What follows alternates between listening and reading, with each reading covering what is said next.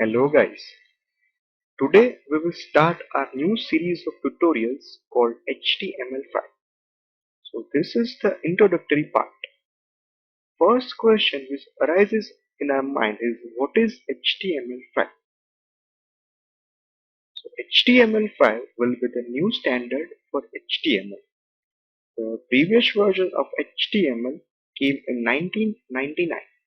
As we know, the web has changed a lot since then. So HTML5 is not yet completed, but it is a work still in progress.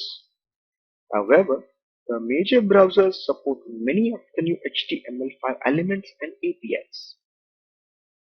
Some rules have been derived from HTML5. One of them is new features of HTML5 should be based on HTML, CSS, DOM, and JavaScript. As we know, DOM stands for Document Object Model. Another is to reduce the need for external plugins. It should provide us with better error handling and device independence. So now we will go ahead and explore some of the new features for HTML5. First is the introduction of canvas element for 2D drawing. Video and audio tags have also been introduced for media playback. The most interesting feature is the support for local storage.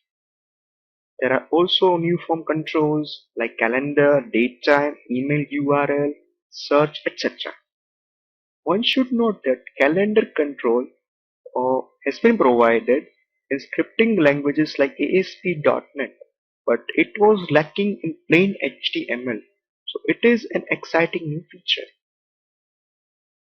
Now comes the most obvious question from most of the developers. What about the browser support for HTML5?